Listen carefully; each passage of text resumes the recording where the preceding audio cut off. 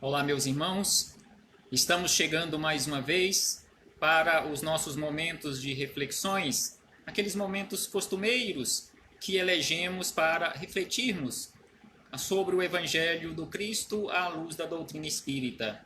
E hoje aqui nos encontramos para chamar a atenção de todos nós para aquela necessidade de continuarmos mantendo a calma, mantendo aqueles momentos que nós temos à nossa disposição para refletirmos acerca do Evangelho de Jesus, em especial na sua prática no nosso dia a dia, quando estamos vivenciando esse chamado isolamento social, respeitando as orientações das nossas autoridades constituídas, respeitando as determinações do governador do estado de Goiás e, é lógico, aproveitando estas oportunidades para exercitarmos na prática, começando ali no nosso agrupamento familiar, a solidariedade, a fraternidade, e que possamos manter as nossas atitudes no bem, mantendo, é lógico, a fé, aquela confiança constante em Deus, exercitando o amor. E não podemos esquecer de forma alguma que o planeta, o nosso planeta Terra, em especial, está passando por um momento de limpeza, aquela limpeza que os espíritos, as profecias vêm nos falando há tanto tempo. Estamos passando por este momento que todos nós conhecemos como um momento de transição. E por que ficarmos assustados?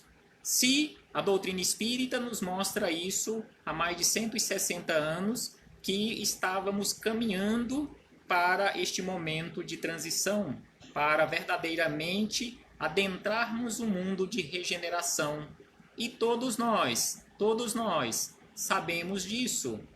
E os espíritos amigos nos avisam constantemente, nos chamam a atenção que nestes momentos de dificuldade, nesses momentos de dores, nós, na condição de seres humanos, temos condições de despertarmos em nós aqueles níveis maiores de amor que nós, na condição de seres humanos, em muitas situações até desconhecemos. E ainda eles nos chamam a atenção que uma imensa legião de trabalhadores da luz, uma imensa legião de espíritos amigos se encontram aqui entre nós, no outro plano da vida, trabalhando constante e incessantemente para o nosso bem. Mas é lógico que para isto eles precisam também da nossa ajuda, da nossa contribuição, principalmente através das nossas preces, mantendo o nosso equilíbrio, a harmonia das nossas energias.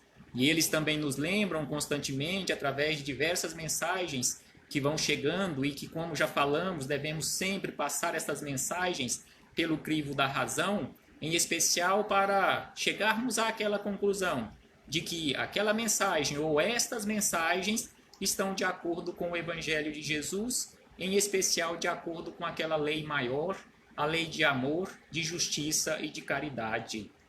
Ele nos chama a atenção para a infinita bondade e amor de Deus, onde Ele nos oferece neste momento oportunidade para a integração ao invés de separação. Esta separação que com certeza aconteceria se estivéssemos vivendo neste momento um período de guerra mundial. Aí Deus nos oferece uma pandemia para que pudéssemos nos recolher, nos isolar para praticarmos a fraternidade, em especial a fraternidade entre os povos, a fraternidade entre as nações, se ajudando mutuamente para vencer este momento transitório pelo qual nós estamos passando. E nós sabemos que todos nós, cada um no seu barco, estamos enfrentando uma tempestade. Em muitas situações, às vezes, se não observarmos a nossa fala, nós poderemos nos expressar e constantemente ouvimos essa expressão onde às vezes as pessoas falam, ou nós mesmos falando, estamos no mesmo barco.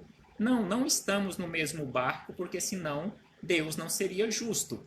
Cada um, simbolicamente falando, cada um no seu grau evolutivo, ou seja, cada um no seu barco, na mesma tempestade. Então, que possamos cada um segurar firme no leme da nossa embarcação dentro desta tempestade e, na medida do possível, auxiliando aqueles mais frágeis no transportar a sua cruz, no conduzir o seu barco nesta tempestade.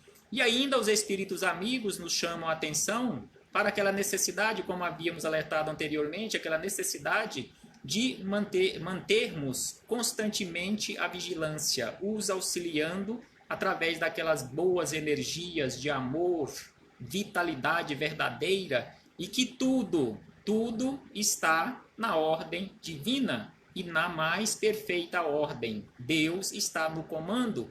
Nós estamos constantemente sendo assistidos e amparados por estes companheiros em nome de Jesus. Jesus pede a esses seus emissários que nos auxiliem constantemente, que nos amparem constantemente, que nos orientem constantemente. E eles também nos chamam a atenção que nós podemos sim passarmos por este período de tempestade se fizermos a nossa parte, se dermos a nossa cota de contribuição, a nossa cota de sacrifício, nós chegaremos do outro lado, vencendo esta tempestade, chegaremos em terra firme, em um mundo significativamente melhor, desde que nos melhoremos, desde que nos regeneremos, porque para habitarmos um mundo regenerado, necessário se faz que eu realize em mim a tão urgente e necessária regeneração. E é lógico que nos encontramos hoje para estas reflexões, à luz da doutrina espírita, reflexões do Evangelho de Jesus, mas trouxemos aqui para aprofundarmos um pouco mais estas reflexões do livro Agenda Cristã, que estudamos todos os dias. Hoje o capítulo 8º, que tem como título Irmãos em Perigo.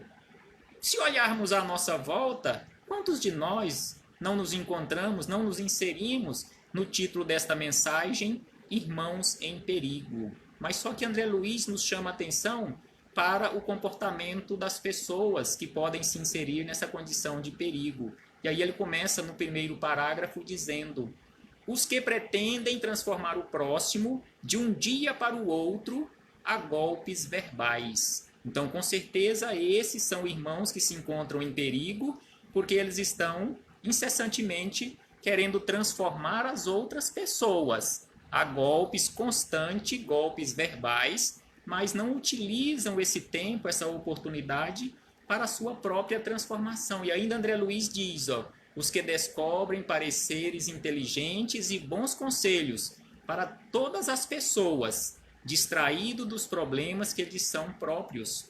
Quantas vezes nós podemos observar, se ficarmos atentos, quando estamos recebendo em um determinado local um esclarecimento em que nós falamos ou pensamos, bem que o fulano ou a fulana poderia estar aqui, porque tudo isto que está sendo falado, tudo isto que está sendo verbalizado, se encaixa perfeitamente para a condição daquela criatura.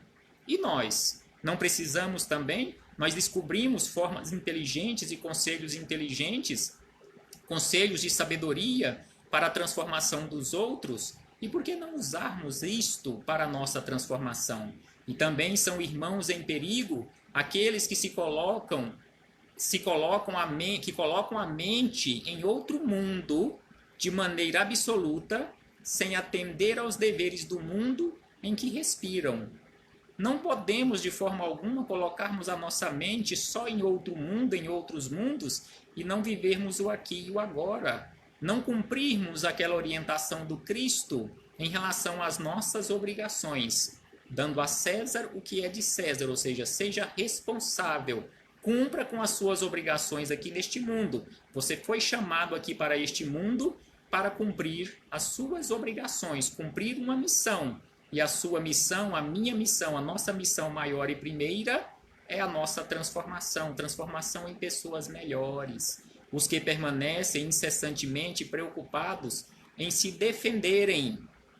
E ainda aqueles que fazem 10 projetos maravilhosos por dia sem concretizar nenhum deles em 10 anos. Então, por que não colocarmos em prática pelo menos um desses projetos que idealizamos todos os dias, que temos em nossa mente, por que não colocar isso em prática? Por que ter tanto projeto na nossa mente e as mãos vazias de obra? Então é isso que André Luiz nos chama a atenção, que se nós nos comportarmos desta forma, nós estamos em perigo. Os que reconhecem a grandeza das verdades divinas, mas que jamais dispõem de tempo para cultivá-las em favor da própria iluminação. Do que adianta conhecermos o Evangelho de Jesus? Do que adianta conhecermos a doutrina espírita? Do que adianta termos essa quantidade de conhecimento intelectual e também não trabalharmos este conhecimento para a nossa própria iluminação? Por que simplesmente ter esse conhecimento, deter esse conhecimento, espalhar esse conhecimento para os outros e não usarmos este conhecimento para a minha própria iluminação? Temos que utilizar essas ferramentas que nós temos à nossa disposição para nos iluminarmos. E ainda André Luiz nos diz o seguinte: os que adiam infinitamente ou indefinidamente para o amanhã o serviço da compreensão e do amor ao próximo.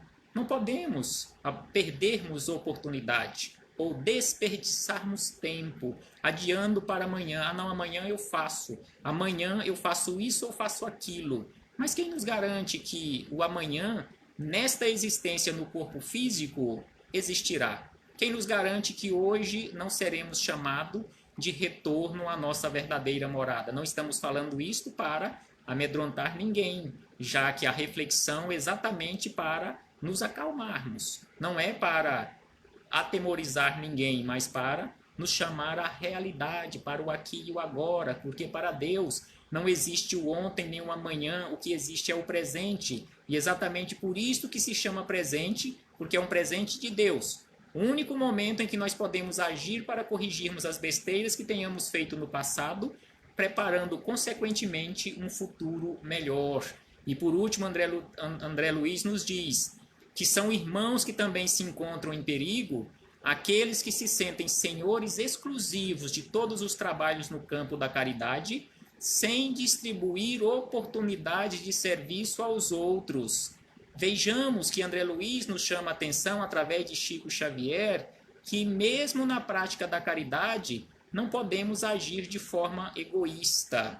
Nós temos que oferecer ao outro também a oportunidade da prática da caridade. Não posso realizar a caridade sozinho se tem outros companheiros junto comigo, à minha volta, que também podem fazer aquilo e que precisam fazer aquele serviço de caridade para o seu próprio aprendizado, para o seu próprio desenvolvimento, para a sua própria iluminação espiritual.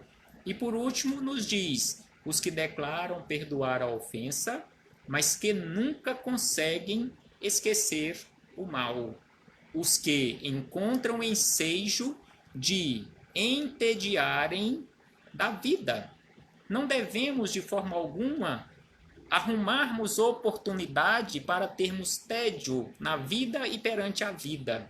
A vida é um dom de Deus e que Deus nos concedeu para que ela fosse vivida de uma forma calma, de uma forma serena, de uma forma tranquila, de uma forma muito simples. E devido às nossas escolhas equivocadas, nós pesamos a nossa vida e aí chegamos até aquela condição de reclamarmos que a vida está muito difícil de ser vivida. A vida se tornou um peso, mas a culpa é nossa. A lei de causa e efeito, ou a lei de responsabilidade. Pensemos nisto. Reflitamos acerca da vida. Reflitamos acerca do Evangelho de Jesus em nossa vida. Muita paz a todos e até a próxima oportunidade. Até breve, meus irmãos. Um abraço fraterno a todos. Fiquemos todos na santa paz do Cristo.